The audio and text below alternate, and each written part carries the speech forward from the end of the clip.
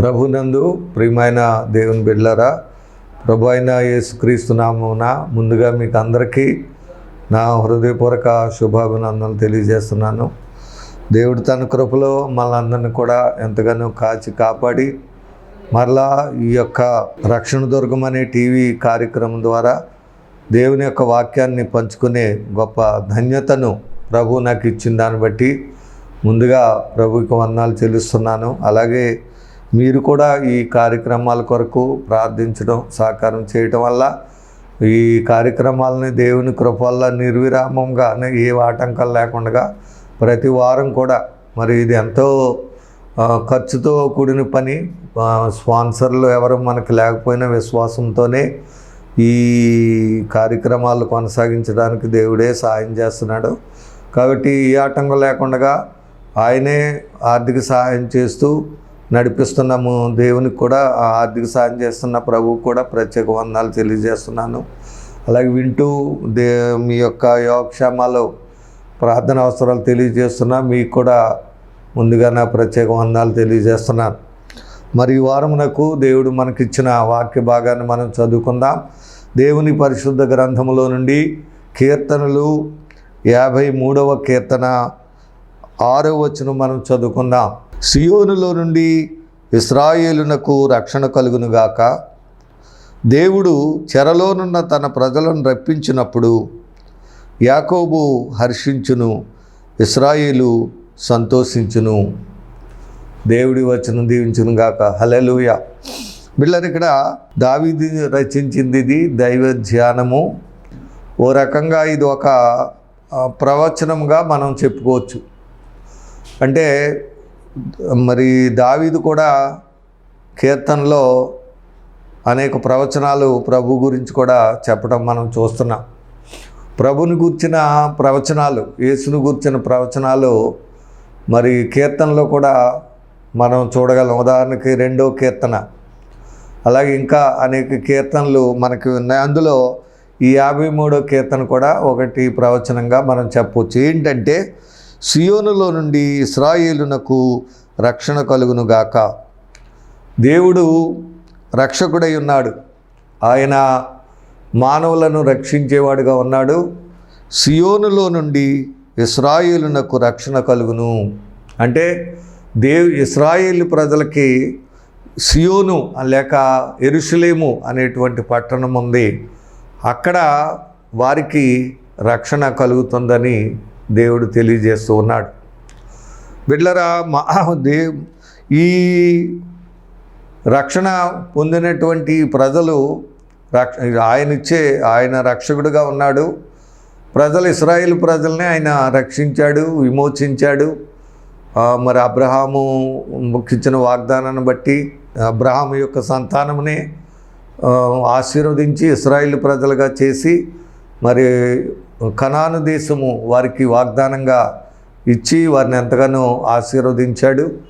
అక్కడ యెరూషలేము ముఖ్యంగా వారికి క్యాపిటల్ ఏంటంటే యెరూషలేం పట్టణం. అక్కడ దేవాలయం ఉంది, దేవుని సన్నిధి అక్కడ ఉంటుంది. మరి ప్రతి సంవత్సరం కూడా ఇశ్రాయేలు ప్రజలు అక్కడికి దేవాలయంలోకి వెళ్ళి అక్కడ ప్రార్థనలు చేయడం, బలులు అర్పించడం. అప్పటి కాలంలో మరి రకరకాల పండగలకు అక్కడికి వెళ్ళి కార్యక్రమాలు చేయడం జరుగుతూ ఉండేది. కనుక సియోనులో నుండి ఇశ్రాయేలునకు రక్షణ కలుగునుగాక అంటే దేవుడు తన ప్రజలను రక్షించేవాడిగా ఉన్నట్లుగా మనం చూస్తున్నాం. అలాగా వారిని రక్షించాడు. ఎప్పుడూ కూడా వారికి రక్షణకర్తగా ఆయన ఉన్నాడు. అయితే ఈ ప్రజలు, ఇశ్రాయేలు ప్రజలు దేవుని మీద తిరుగుబడటం వల్ల దేవుడు వారిని ఆయా దేశాలకి చెరలోనికి పంపించేశాడు. ఆయన ప్రజలు దేవుని మీద తిరుగుబాటు చేసి లేక విగ్రహారాధన చేయటం, లేకపోతే దేవుడు చెప్పినట్టుగా వినకపోవటం వల్ల ఆయన ఏం చేసేవాడంటే అటు బబులోను దేశమని, లేక ఐగుప్తు దేశమని, తర్వాత అస్సూరు దేశమని ఆ దేశాలకి, పక్కనున్న దేశం వాళ్ళు వచ్చి వీళ్ళ మీద యుద్ధం చేసి దండెత్తి జయించి వీళ్ళని ఆ దేశాలకి చెరకొని తీసుకుపోవటం మనం చూస్తున్నాం. అలాగే అందులోనే మనకు ఒక భాగంగా మరి దానియేలు లేక షడ్రక్ మేషక్ అబేద్నెగోలు వారు బబులోను దేశానికి చెరగను తీసుకుని వెళ్ళిపోయారు. ఇలాగా ఆయా దేశాలకి వీరిని చెరలోనికి వెళ్ళిపోయి అనేక సంవత్సరాల్లో అక్కడ వారికి ఆ చెరలోనే వారికి ఉండిపోవడం జరుగుతూ ఉంది. అయితే దేవుడు ఇక్కడ అంటున్నాడు, సియోనులో నుండి ఇశ్రాయేలునకు రక్షణ కలుగును గాక అంటే దేవుడు మళ్ళా ఆ చెరలోనికి వెళ్ళిపోయిన ఆ ప్రజల్ని విడిపించి రక్షించడానికి ఆయన సిద్ధంగా ఉన్నట్లుగా వాక్యం చెప్తా ఉంది. వీళ్ళరు ఎక్కడైతే వారు పడిపోయారో, ఎక్కడైతే ఇప్పుడు అందుకని కింద వచ్చిన మనం దాని తర్వాత లోనికి మనం వెళ్ళొచ్చు.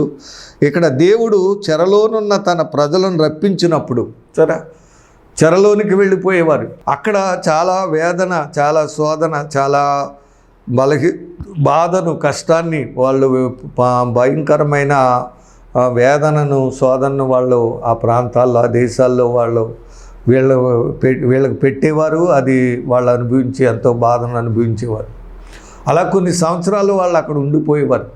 అయితే దేవుడు అంటున్నాడు, దేవుడు చెరలోనున్న తన ప్రజలను రప్పించినప్పుడు దేవుడు ఏం చేస్తానంటున్నాడు? రక్షిస్తానంటున్నాడు. ఏ విధంగానంటే చెరలోనున్న తన ప్రజలను దేవుడు మళ్ళీ యెరూషలేమునకు రప్పిస్తాను, తిరిగి వాళ్ళని తీసుకొచ్చినప్పుడు యాకోబు హర్షించును, ఇశ్రాయేలు సంతోషించును. హల్లెలూయా.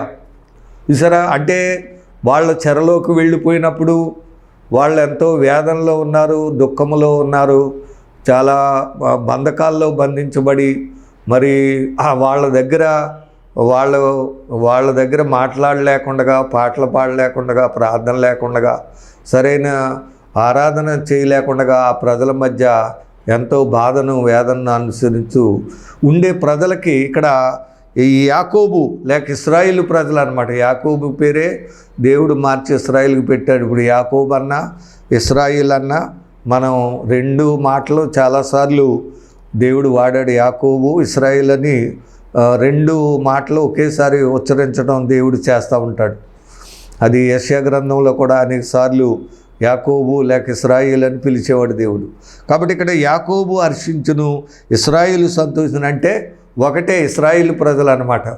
ఎప్పుడైతే వారి యొక్క చెరలో నుండి దేవుడు వారిని విడిపించి రక్షిస్తాడో అప్పుడు ఇశ్రాయేలు ప్రజలు ఆనందిస్తారు, సంతోషిస్తారు అని దేవుడు ఇక్కడ దావీదు ద్వారా మరి ఆయన ప్రజలకు ప్రవచనం చెప్పినట్లుగా మనం చూస్తున్నాం. దేవునికి స్తోత్రం. హల్లెలూయా.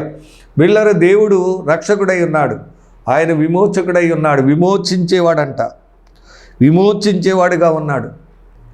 కాబట్టి ఆయన తన ప్రజలను విమోచించేవాడుగా ఉన్నాడు, లేక రక్షించేవాడుగా ఉన్నాడు. అందువల్లనే వారు అనేక దేశాల్లో చెరగొని వెళ్ళిపోయినప్పటికీ మరలా దేవుడు వారిని జ్ఞాపకం చేసుకొని ఆ చెరలో నుంచి మరలా విడిపించి వారిని ఎంతగానో రక్షించి కాపాడినట్లుగా మనం చూస్తున్నాం. ఇప్పుడు ఇక్కడ ఈ ప్రవచనం ఎవరి గురించి వ్రాయబడిందంటే మన ప్రభు అయిన యేసుక్రీస్తు కూడా ఒక విమోచకుడు వస్తాడు, లేక విమోచన దొరుకుతుంది, ప్రజలను విడిపించినప్పుడు ప్రజలు ఆనందిస్తారు, సంతోషిస్తారని అటు ఇశ్రాయేలు ప్రజలే కాకుండా అన్యజనులు కూడా ఈ ప్రవచనం, అన్యజనులమైన మనకు కూడా ఈ ప్రవచనం వర్తిస్తుందని మనం గమనించుకోవాలి.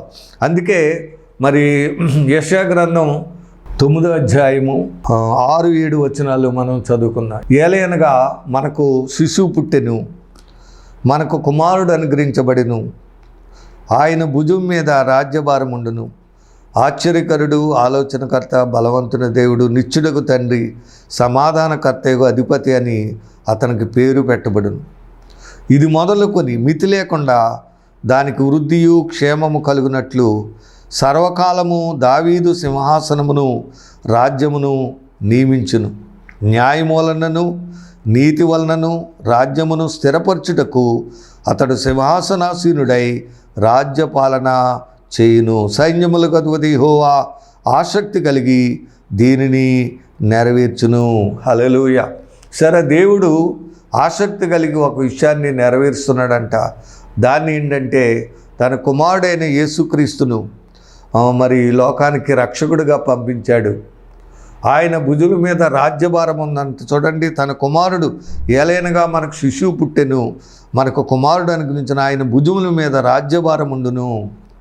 అంటే ఒక రాజ్యాన్ని స్థాపించడానికి, మానవులైన మనుషులను విమోచించి వారిని సియోనులో చేర్చడానికి లేక పరలోకంలో చేర్చడానికి ఒక రాజ్యమును ఆయన స్థాపించి కట్టి పరలోక రాజ్యములోనికి నడిపించడం కొరకై మరి యేసు ఒక మరి కుమారుడిగా లేక మెస్సయ్యగా ఈ లోకానికి, ఒక విమోచకుడిగా ఈ లోకానికి వచ్చినట్లు మరి తండ్రి అయిన దేవుడు ఆయనని ఈ లోకానికి పంపించడం ద్వారా దేవుని సింహాసనమును అనగా దావీదు సింహాసనమును ఎప్పుడు కూడా స్థిరకాలం కూడా, ఎందుకంటే దావీదుకి వాగ్దానం చేశాడు, నీ సింహాసనము నీ నీ నీ గర్భములో పుట్టిన కుమారుడు మరి ఎల్లప్పుడూ కూడా సింహాసనమందు ఆసీనుడై ఉంటాడని అక్కడ దావీదుకి దేవుడు వాగ్దానం చేశాడు.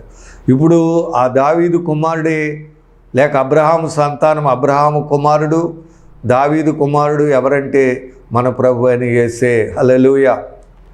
కాబట్టి తన ప్రజలైన ఇశ్రాయేలు ప్రజల్ని, యాకోబు వంశస్థుల్ని విడిపించి సియోనులోని చేర్చి వారందరినీ రక్షించి ఒక రాజ్యముగా చేయడానికి, పరలోక రాజ్యంలోని చేర్చడానికి. అంటే ఇది ఇప్పుడు నీ కీర్తనలు 53వ కీర్తన ఒక ప్రవచనం కూడా, అది రేపు భవిష్యత్తులో ఇశ్రాయేలు ప్రజలందరినీ కూడా విమోచించేదిగా ఉంది.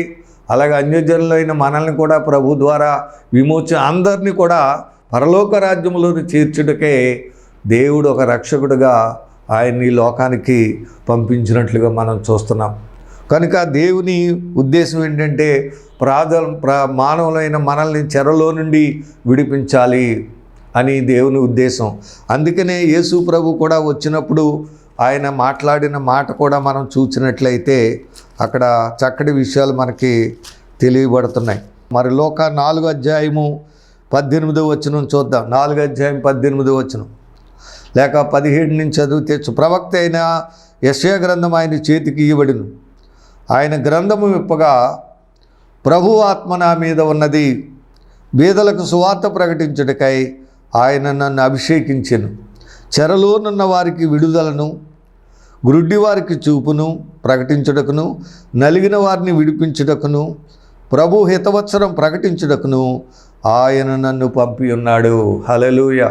ఇక్కడ ప్రభువుకి చేయబడిన ఈ ప్రవచనం ఇక్కడ నెరవేరింది. అందుకే కింద చూడండి, ఆయన గ్రంథము చుట్టి పరిచారంకి ఇచ్చిండారు. సమాజ మందిరంలో ఉన్నవారందరూ ఆయన తేరి చూడగా, ఆయన నేడు మీ వినికిడిలో ఈ లేఖనము నెరవేరుదని వారితో చెప్పసాగాను. సరే, అంటే యేసు ప్రభు ఎందుకు వచ్చాడనేది ఆయన గురించి అక్కడ రాయబడింది, నెరవేరింది అంటున్నాడు ప్రభు. కాబట్టి ప్రభు ఎందుకు వచ్చాడంటే చెరలోనున్నటువంటి తన ప్రజలను విడిపించడానికి, గురుడ్డి వారికి చూపునివ్వడానికి, నలిగిన వారిని విడిపించడానికి యేసు ఈ లోకానికి రక్షకుడుగా వచ్చినట్లుగా ఇక్కడ వాక్యం చెప్తుంది. హల్లెలూయా. మనముండే చెర ఏంటంటే, వాళ్ళైతే శరీర రీతిగా మరి ఆయా దేశాలకి, ఆ రాజులకు, ఆ దేశాలకు వారు చెరగొని వెళ్ళిపోయారు. అక్కడ వాళ్ళు బందీలు అయిపోయి చాలా శ్రమను, వేదన, దుఃఖమును అనుభవించారు.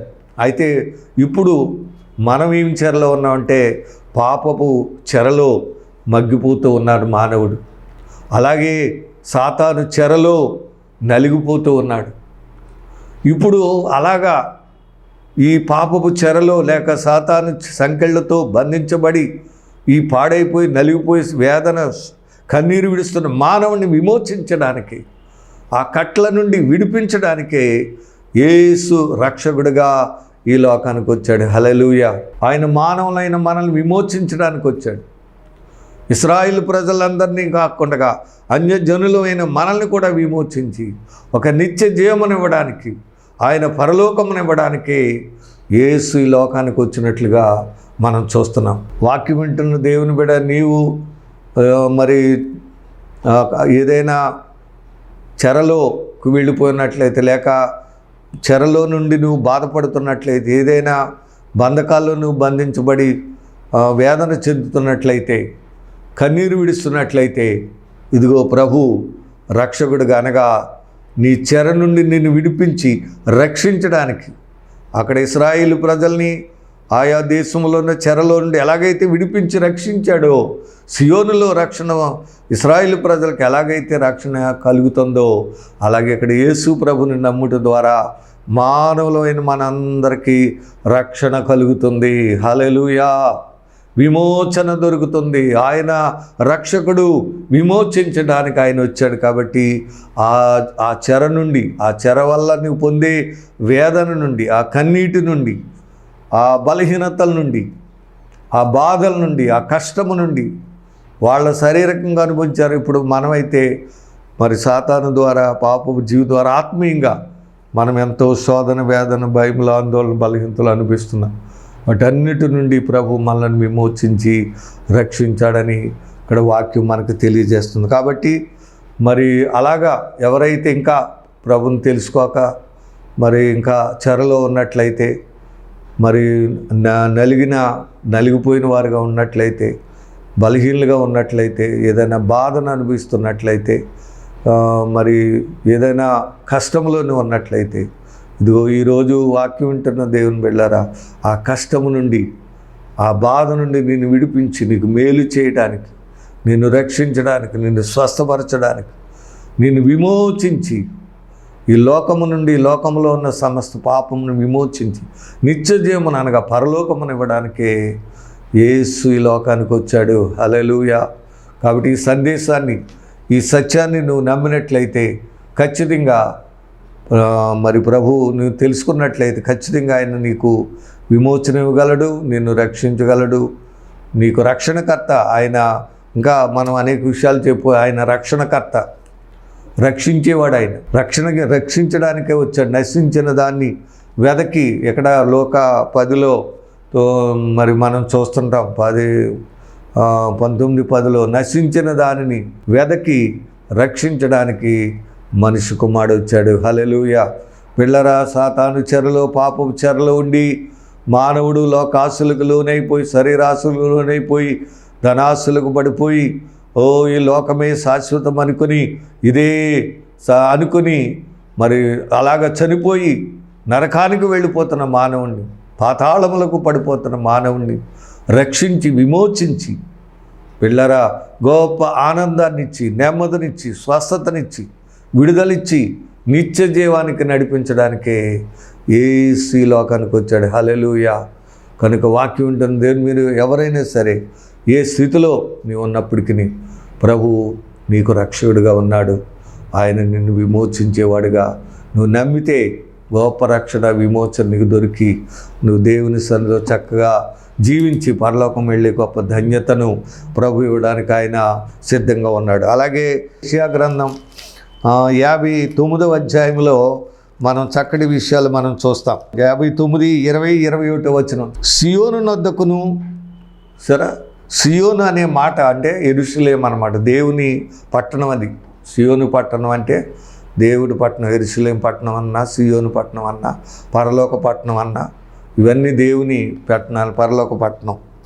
సియోను నొద్దకును, యాకోబులో తిరుగుబాటు చేయుట మాని మళ్ళు కొనిన వారి యొద్దకును విమోచకుడు వచ్చును. హల్లెలూయా. అర్థమైందంటే తిరుగుబాటు అంటే పాపమును, ఆయా దేశాల్లో వారు ఎందుకు వెళ్ళిపోయారు, ఏం చేశాను, వాళ్ళు చేసిన పరిస్థితి ఏంటి, వాళ్ళు ఎందుకు ఆ దాస్యానికి వెళ్ళిపోయారు అనే స్థితిని తెలుసుకొని వారు తిరుగుబాటు చేయటం మాని ఆ పాపమును మానివేయాలి. అంతేగాని రక్షణ యేసుప్రభు రక్షకుడు, నేను ఎలాగొన్నా రక్షిస్తాను అనుకోడు. మారు మనసు కావాలి. మనం ప్రభు దగ్గరికి వచ్చినప్పుడు ఎలా రావాలంటే మారు మనసు చెందిన వారమే ఉండాలి. అంటే ఆ యొక్క తిరుగుబాటు చేయటం మానేయాలి. అనగా ఆ పాపపు జీవితమును మాని, లేక మనసు మార్చుకుని వాటిని విడిచిపెట్టి, చూసారా, మళ్ళు కొనిన వారి యొద్దకును. చూసారా, యేసు ప్రభు ఇప్పుడు ఈ లోకానికి వచ్చాడు. ఇప్పుడు నీవు రక్షణ పొందాలంటే నీకు రక్షణ ఇవ్వగలిగిన దేవుడిగా ఉన్నాడు. ఎప్పుడు నీకు రక్షకుడు అవుతాడు?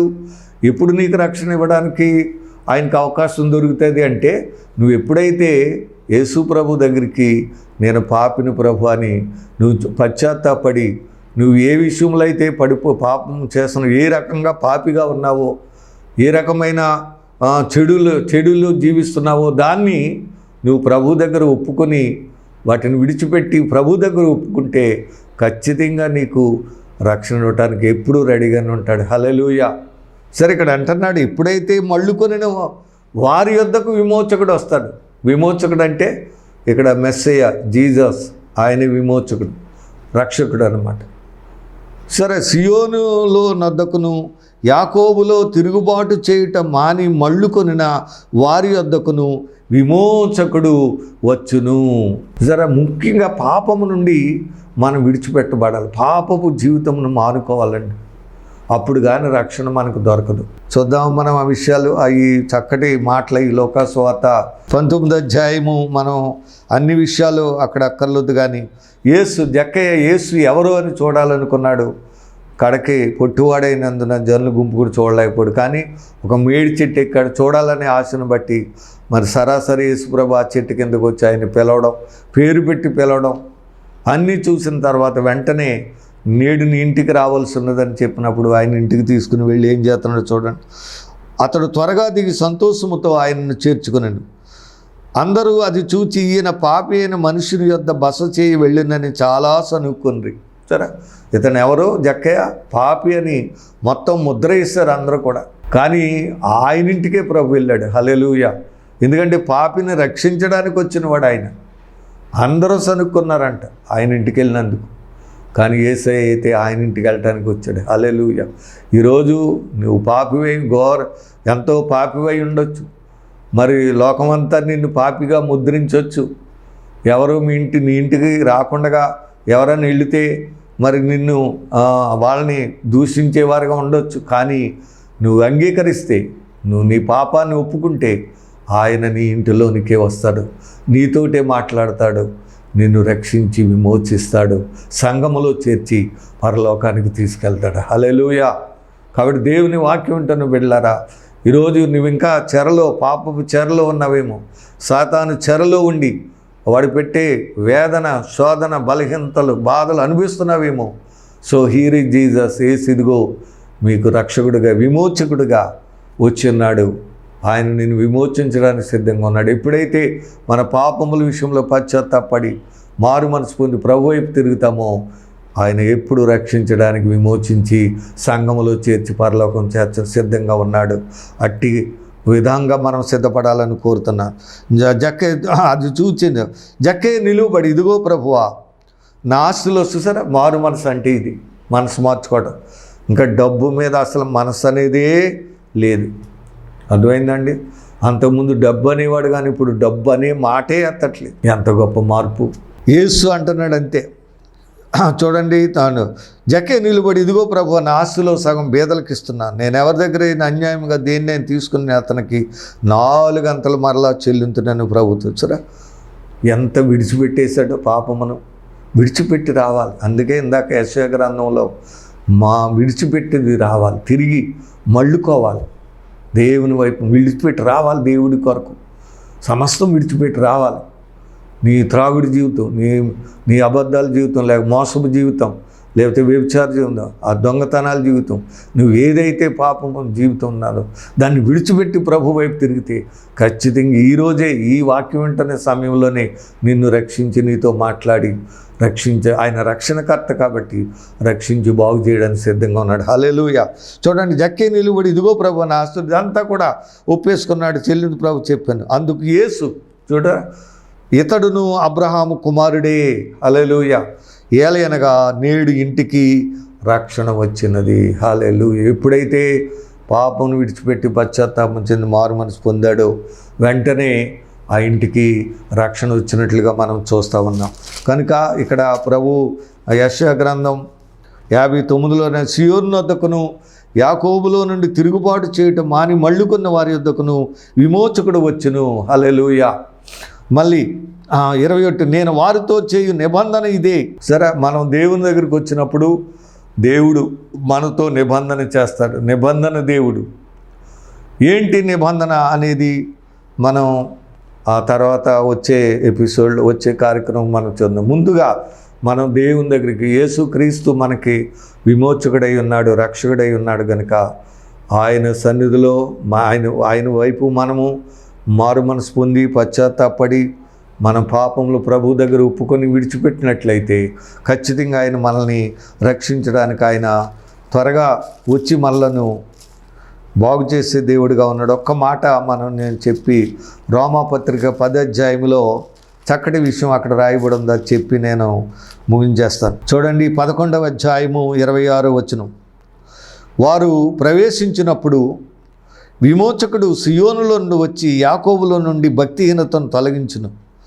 నేను వారి పాపములను పరిహరించినప్పుడు నా వలన వారికి కలుగు నిబంధన ఇదే అని వ్రాయబడినట్లు ఇశ్రాయేలు జనులందరూ రక్షించబడుదురు. హల్లెలూయా. సరే, దేవుని ప్రజలు, ఇప్పుడు ఇశ్రాయేలు ప్రజలు అంటే ఫ్యూచర్లో, ఇప్పుడు అయితే ఇశ్రాయేలు ప్రజలు ఇంకా రక్షణలోనికి రాలేని వారుగా ఉన్నారు, అన్యజనులకు రక్షణ దొరుకుతుంది. కానీ భవిష్యత్తులో ఇశ్రాయేలు ప్రజలందరూ కూడా రక్షణ పొందుతారు. విమోచకుడు వస్తాడు. పాపములను విమోచించినప్పుడు నా వలన వారి కలుగు నిబంధన ఇది. నిబంధన ముందుగా చెప్పిన ఈ మాటలను బట్టి నువ్వులో ఎవరైనా సరే కట్ల చెరలో ఉండి ఆ బంధకాల్లో ఎవరైనా ఉన్నట్లయితే, ఇదిగో ప్రభు మెస్సయ్యగా ఈ లోకానికి వచ్చాడు, రక్షకుడిగా, మరి రక్షణకర్త, ఆయన కర్తగా వచ్చి నా పాపముల కొరకు సిలువలో రక్తం చిందించాడు. మరి ఆయన చిందించిన రక్తం ద్వారా మన పాపములను మనకు విమోచన దొరుకుతుంది. ఆయన పొందిన దెబ్బల ద్వారా మనకు స్వస్థత కలుగుతుంది. కాబట్టి ఆయన విశ్వసించి పాపములను ఒప్పుకొని పాపముల నుండి విడిపించబడి తిరిగి పరిశుద్ధులమై దేవుని సంఘములో చేరి ఆనందాన్ని, సంతోషాన్ని యాకోబు హర్షించును, ఇశ్రాయేలు సంతోషించును అన్నట్లుగా ఆ దేవుడిచ్చే ఆనందాన్ని, ఆరోగ్యాన్ని, సంతోషాన్ని, సమాధానాన్ని, నెమ్మదిని పొందుకొని ప్రభు సంఘములో జీవించి పరలోకం సిద్ధపడదాం. అట్టి కృప దేవుడు మీకు సమృద్ధిగా దయచేయాలని దైవజనుడిగా కోరుతూ మాటలు ముగిస్తున్నాను. దేవుడి మాటలను దీవించి ఆశీర్వదించును గాక. ఆమేన్. చిన్న ప్రార్థన. పరమ తండ్రి, ఈరోజు నీ వాక్యం ద్వారా మీరు మాతో మాట్లాడినందుకే నీకు వందనాలు ప్రభువా. ఇదిగో నాయన సియోనులో నుండి ఇశ్రాయేలు ప్రజలకు రక్షణ కలుగుతుందని దేవుడు ఆ యొక్క చెరలోనున్న ప్రజలను విమోచించినప్పుడు యాకోబు హర్షించును, ఇశ్రాయేలు సంతోషించును అన్నట్లుగా ఈరోజు మానవులైన మేము చెరలోనున్నామని, పాపపు వారైతే ఆ దేశాల్లో చెరలోకి వెళ్ళారు. ఇప్పుడు మేమైతే పాపపు చెరలో, సాతాను చెరలో, బంధకాల్లో ఉండి ఎంతో వేదన, దుఃఖము అనుభవిస్తున్నటువంటి మానవులుగా మేమున్నాం. అటు వారందరినీ మీరు విమోచించి రక్షించడానికే నీవు ఈ లోకానికి వచ్చి మా కొరకు సిలువేయబడి విమోచకుడిగా, రక్షణకర్తగా వచ్చావనే సత్యాన్ని మాకు తెలియజేసినందుకు వందనాలు. కాబట్టి ఎవరైతే బలహీనతలతో నాయన పాపపు జీవితంలో వేదనతో, కన్నీటితో, నాయన బలహీనతలతో బాధపడుచున్నారో, ఇదిగో అట్టి వారందరూ నీ వాక్యమును విని నాయన మారు మనసు పొంది పాపమును జక్కయ్య ఎలాగైతే ఒప్పుకొని నీ వైపు తిరిగాడో, రక్షణ పొందాడు, అలాగ ఒప్పుకొని రక్షించబడి పరిశుద్ధులై నీ సంఘములో చేరి రాబోయేటువంటి ఆ పరలోక రాజ్యంలోనికి, ఆ నిత్యజీవంలోనికి చేరే కృప నీ బిడ్డలందరికీ దయచేయండి. విన్న వాక్యం అందరి హృదయాల్లో పడి అది నూరంతలుగా ఫలించుటకు సహాయం చేయండి. ఈ కార్యక్రమాలను ఇంకా ఆశీర్వాదకరంగా, నీకు మేలుకరంగా, నీకు మహిమకరంగా వాడుకొనమని ప్రచారం చేస్తున్న టీవీ ఛానల్ వారిని కూడా మిక్కిలిగా దీవించి ఆశీర్వదించి మీరే బలపరిచి నీ మహిమ కొరకు వాడుకొనమని, ప్రార్థనకు ప్రతిఫలం దయచేయమని యేసు నామమున అడిగి వేడుకొనుచున్నాము తండ్రి. ఆమేన్. God bless you. దేవుడు మేము దీవించును గాక. Thank you.